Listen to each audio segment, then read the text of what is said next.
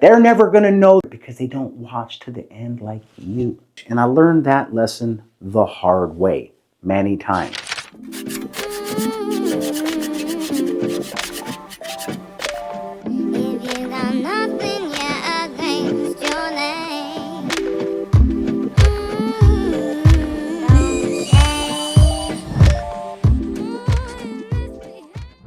Hey everyone, welcome to It's All Grady. I'm Denise. And I'm Marcel. Hey everyone, welcome to our homestead. Heck yeah, welcome to our homestead. If you guys don't already know, we're a small family that moved from a big city to rural America to start our homestead. And part of building our homestead is building our house. Heck yeah, and if we're not building our house, guys, we're building a farm or a homestead. You never really know what we're going to be doing, right? But no matter what, it's always a journey. It certainly is. Today's no different, guys. We journeying. Wasn't there a band called Journey? I love Journey. There you have it. You know what I mean? We like this with Journey. Take it easy. That's the Eagles. Okay. All right, you guys. We got another busy day here on the homestead, and it's exciting. We do. First things first, though, guys, we got to cook some breakfast because I'm hungry.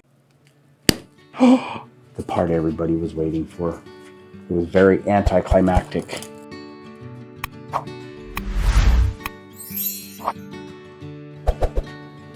Man, it's cold in here, guys. I just wish there was something we could do about that. I mean, I'm already doing some, right? Oh, even if I don't eat them, I get to enjoy the warmth. We're like hobos over a trash barrel, a burn barrel.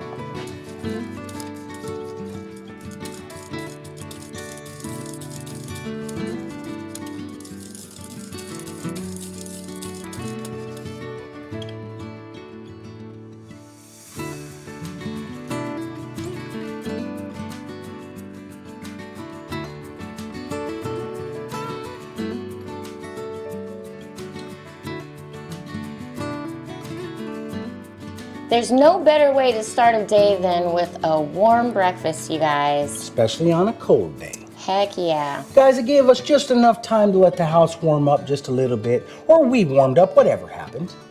But it's warmer right now. As a matter of fact, we on fire. So in order to get this job going in an efficient manner, we wanted to bring the temperature up a little bit in the house because it'll help with the job we have at hand today. And we failed miserably, guys, because there's just no bringing the temperature up. We can't do it. It ain't coming up. It's going up and out. But in order to cross the bridge that will allow us to kind of trap our heat in this area, there's a few more steps that have to happen.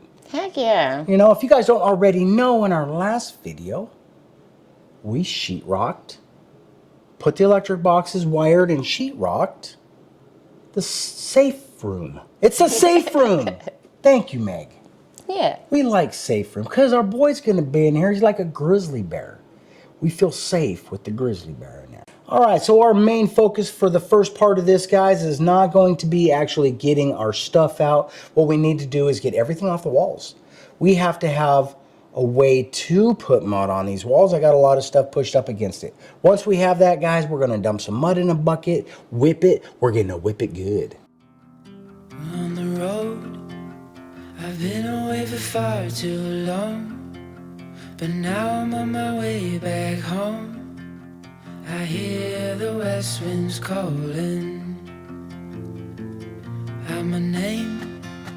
They telling me to head your way, down your road and past your gate. All right, you guys, so preparation for doing mudding on any drywall is just as important as the mudding itself. If you do not take care of the spots that are damaged or sticking out beforehand, your job and your finish will just not be as smooth. I find it very helpful. It just makes for a better finish in the end. But sometimes you'll have a space where you've like removed a screw, or it could be like just raised up a little bit. So we'll just take the end of the putty knife, push it in real good so there's no paper sticking up, and just kind of cave it in a little bit. Just like that.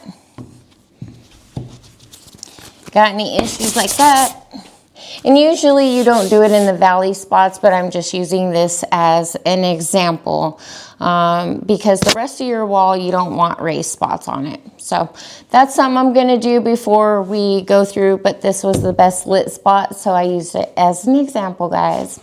All right, let's get started. All right, and so another thing that I just found that I would like to kind of point out is in order to like keep the mud looking good on the wall, sometimes you'll find these, either they've been damaged while you're working or in transport. But sometimes the paper will be frilled. You don't want that. So you could just go through, give it a little bit of sand and make sure that there's no edges raised up, and then just put a little mud over it and it's good. Man, just as important as the wall preparation is the mud preparation. We're not pros. The people that know already know. If you guys don't know, awesome. We're helping you out right now. You know what I'm saying? You got to get that mud out of this box. You don't want to dig your mud out of the box, guys. We chose the joint compound, the blue box. They got other stuff. It's lightweight stuff. I like to use that after to do finishes. But you could do finish with this too because we're going to have very little mudding to do. Yeah?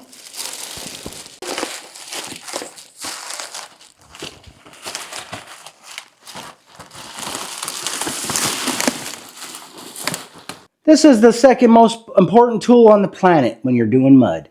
Because there's nothing worse than trying to scrape mud out of your bucket with a square blade. This comes with a radius, yeah? We'll just push everything down.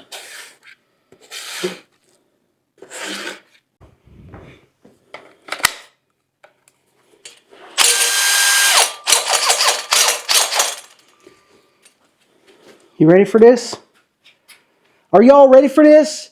I'm going to tell you right now that I tried to pull mud without prepping it prior to pulling it, and my experience has always been that straight out of the box is not the best application. I don't know what the best application is, but I know what worked pretty well for us is we would add a little bit of water to the bucket and we'll mix it up. You don't want to whip bubbles into your mud.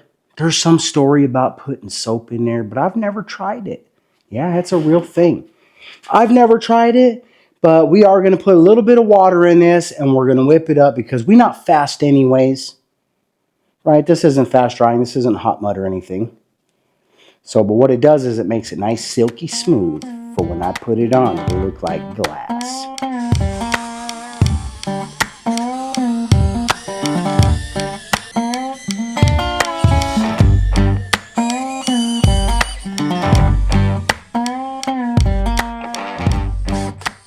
What drives everybody nuts when they're doing mud is skeeters. If you get a little hard chunk in there, man, that'll ruin the drywall's day. So you try to keep the side of the bucket clean. Keep your tools clean, keep the bucket clean, and when you're done, you cover it up with plastic. Works out great.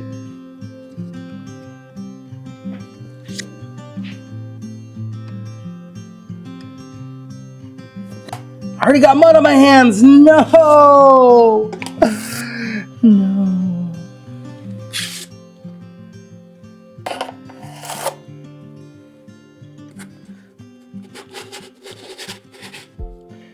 The worst time in the world when you're doing mud is when the mud starts to dry and you get skeeters all up in your mud. So I'm not going to take any chances, guys. We're going to cover this mud up every single time we're done using it.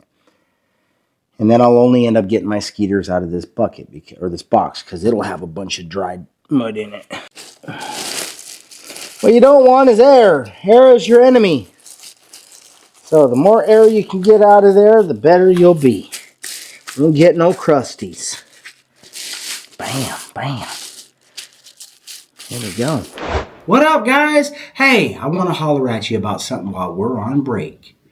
With the cooler weather setting in, guys, let me share a little something that's been making a huge difference for us. What are we going to talk about? We're going to talk about the MORENTO Space Heater. This thing is perfect for those that need some efficient and reliable heating. Guys, one thing that we've learned since we've been living in our basement is it can get cold fast. And we do not have a reliable source of heat in here just yet. We are running on space heaters. And one thing we've learned is the space heaters need to move around with us. So when they're compact and portable like this, it is awesome, especially when they put out a lot of heat. And this MORENTO here packs some impressive features. First off, it's got 1500 watts of power. What does that mean? That means it can heat it up quick, but continues to stay super energy efficient. And this model has a ceramic heating element. What does that mean? That means it spreads heat evenly and maintains that comfortable warmth without getting too hot on the outside.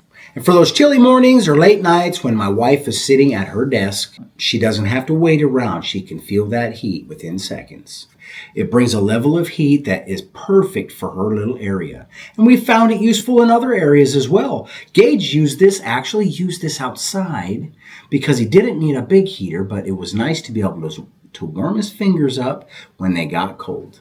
One of the best features in this, guys, is the built-in thermostat. Man, you can set that temperature just the way you like it. All right, guys, so when I unboxed this thing, it came out as I expected. It came out with a user's manual, yeah? Came out with a quick 1, 2, 3, 4 start guide. Tells you the control panel, right? Why do you need to know that? Because it also came with a remote. Why is that important? Because we love our remotes. You can control this from a distance, yeah? There it is, baby. That's what I'm talking about. You want to spread the love just a little bit? There it is. What? It's oscillating. One of the nice features about this as well is its compact size. It does not need to be intrusive and take up too much of your space like all of the other space heaters that we currently have. This is going to sit right on the edge of your desk nicely. It's not real loud, but it works great. And you can control the heat, yeah? Let's heat 2. Yeah, let's stop this oscillating so you guys can see it. Bam. Yeah, heat 2, heat 1, and heat 2, okay? So it has 3 modes, guys. That's high heat, low heat, and fan. Goes up and down. Yeah, I don't know how high it goes. How high does it go? Man, it'd be like summertime, 95 degrees. Are you kidding me? That's what I'm talking about. That's probably when you're using that 1500 watts. Guys, and with that eco-friendly mode, you can ensure that you are not wasting energy. These things can be dangerous, and one of the safety features built into this is the tip-over safety feature. Yeah, you ready? Boom, shuts off. It ain't gonna tip over into your office papers or any place that could catch on fire. And that is really amazing, especially when you have pets and children, guys. Or a clumsy guy like myself, yeah? All right, guys, this is not our first piece of MORENTO equipment. We already have an air purifier, which we love. And it's a quality piece of equipment, and we just know that MORENTO brings that level of dependability. All right, guys, so we were really jazzed up and happy to be able to share this product with you. And if you're interested in stuff like this, make sure that you're checking all the links in our description below, or go to MORENTO's site and see what they got. They'll probably have something that fits you. Good job, MORENTO. All right, guys, so one of the products we're going to use is this self-adhering fiberglass drywall joint tape. I know somebody might be like, that stuff isn't any good. I've used it a lot. I haven't had any problems. I've never used it in a basement like this. I may regret it later, but I've always enjoyed. The only thing that's not awesome about it is you got to pay a little bit more. But before you use it, if you got holes, you want to fill those things in. Yeah, we want to make sure that those get filled in. Now, because they won't get filled in once you put the tape on. Yeah, just a couple there.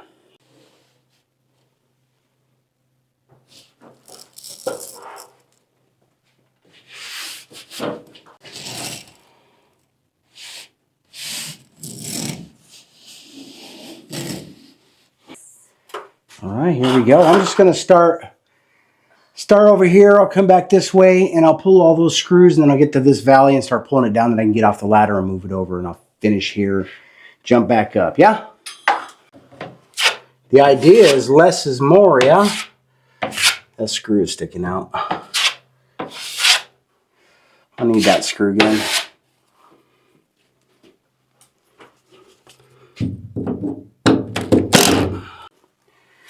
Careful working below me, baby cakes. Ooh, I'm a messy one.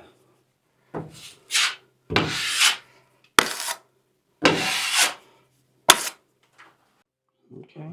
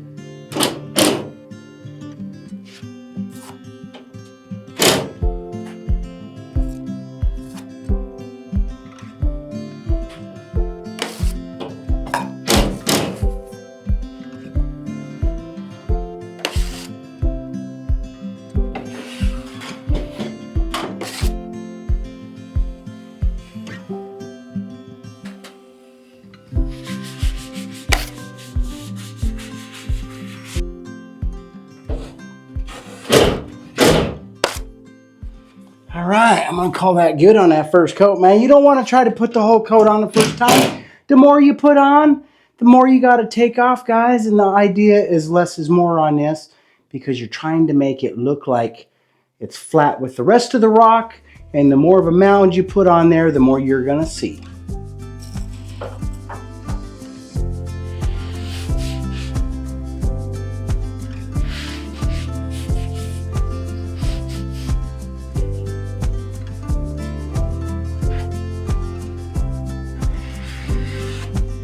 And I don't know if I'm correct about this, but I'm pretty sure I am.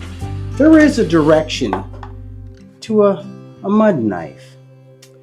I've always found that the letters down, the arches to the outside, which is how a mud tape knife works, because it just puts a little camber on it, so you just build a little hump. So if you're not using it the right way, you could actually scoop your mud back out because it'll be caved the other way.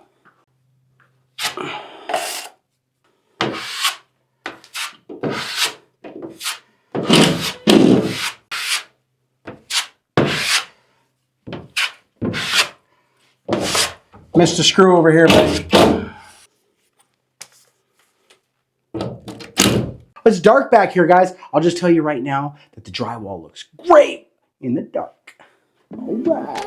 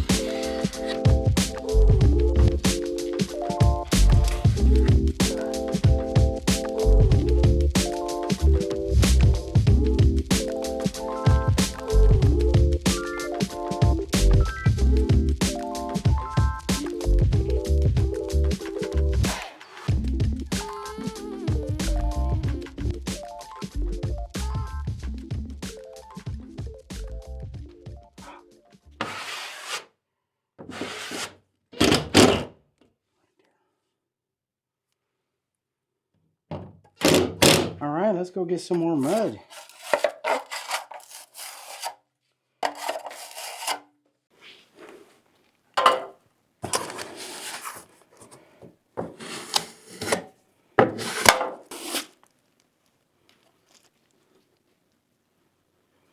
Probably could have added a little bit more water still. You know what I'm saying?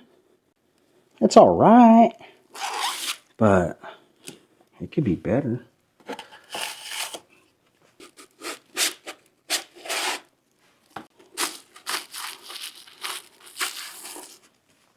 I did throw a little bit of my old mud away. That's because I picked up some chunkalunkas from the top and I started seeing little skeeters in my mud. There's no sense in fighting it, guys. If you know you got chunkalunkas in there, just throw it out and start over. It's like $10 a box or something.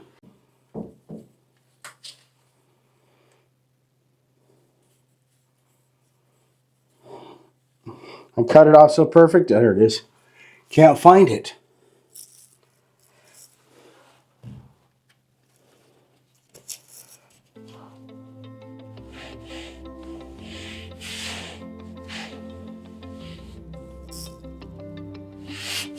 Ooh, see that screw gun.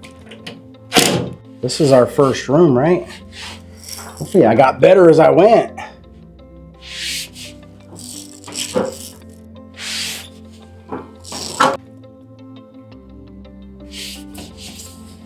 Might have to unload that scaffold, you know what I'm saying?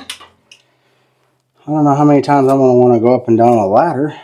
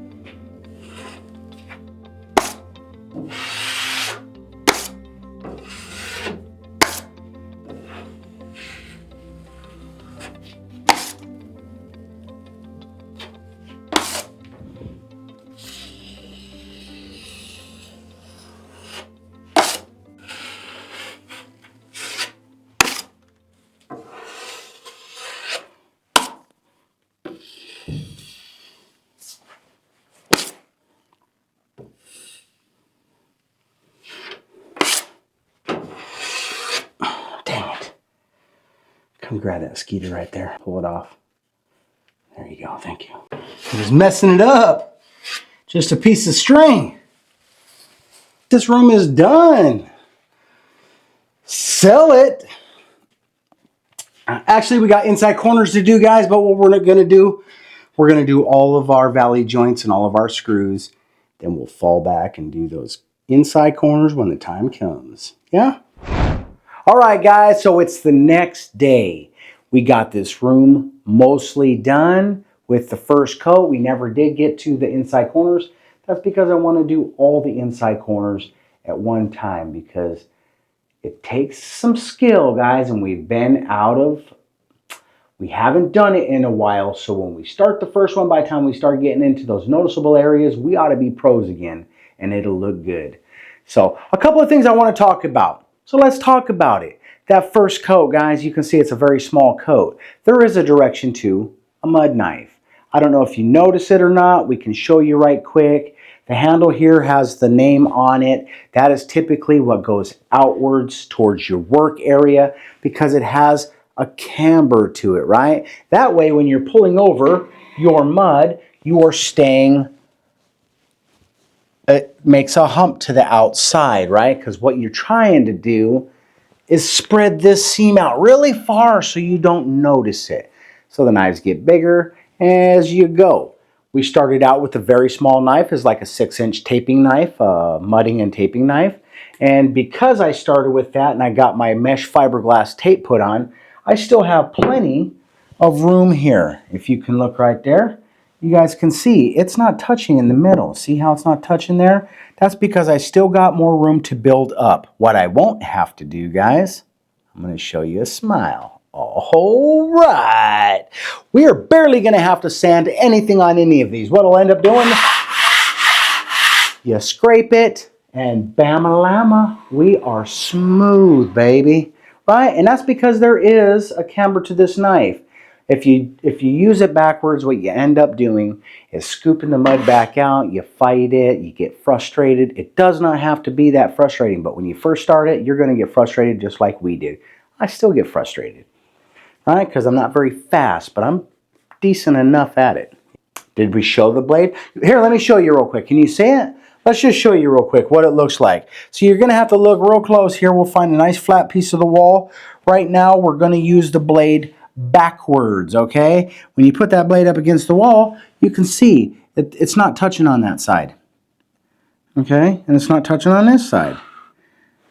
Right? The reason it does that is because it's cambered the other way. There is a time when you want to flip your knife backwards. And when that time comes, guys, I'm going to show you, because that's about feathering this out so perfect that you'll never see it, right? Unless you got eagle vision. Otherwise, if you turn it the correct way, here, you want to see? You can see right there, it's touching on both ends, and you can barely see there's a little bit of a gap there. That's all the more gap that you want to put on. Guys, you do not want to build this stuff up too much. And I learned that lesson the hard way many times. I'd put 25 pounds on. I'd sand off 22.5 pounds. Okay? You don't get to reuse that stuff. Maybe you can, right? But I think that stuff actually has an adhesive in it, so you don't reuse that. Right? So less is always more. It's a hard lesson to learn. Once you sand 1 billion miles of this stuff, you learn those lessons as quick as you can. We're not pros, guys, but we're good enough to figure it out, man, and we love to share that kind of stuff with you. And anything else we learn along the way, we're going to holler about it too, like you've never heard it, even if you already know. And if you guys got some cool tips for us, holla. We're about to start some corners. We're going to have something to share on that one as well. So we're looking forward to it, guys. And if you're enjoying our content, make sure you give us a big old thumbs up. Dang! You know what I'm saying? You can also hit that notification bell, guys. It really does help us. It's the free TV guide for you. We love it when you do it. They're going to notify you when our content is available for viewing. Guys, if you really enjoy our content, make sure you sharing that stuff, man. You share it wherever you can think of. You become part of our journey when you share it. It's an investment on your part, and it's what truly makes this work.